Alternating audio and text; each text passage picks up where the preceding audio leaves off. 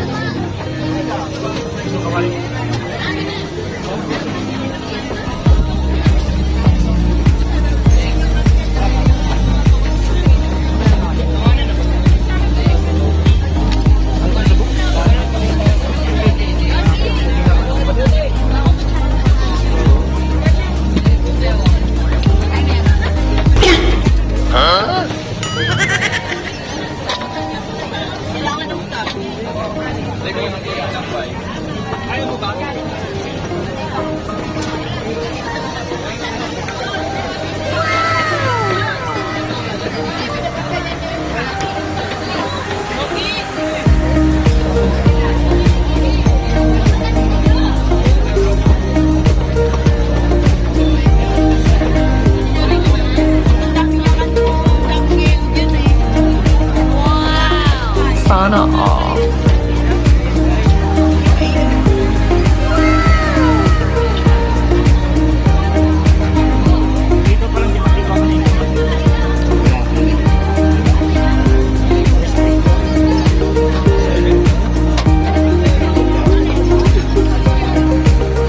Ayun mga pare ko, mga idol, ayun mga par, at katatapos na namin kumain dito ng kasama ko dahil nagbike lang kami dito papunta sa area ni Diwata Paris. At yun, walang tigil ang mga tao dito sa kakapila, hindi napuputol ang pila na yan mga idol.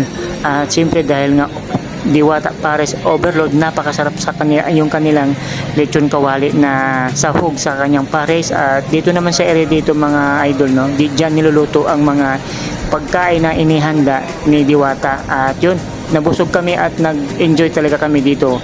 At maraming salamat sa inyo lahat. God bless to all.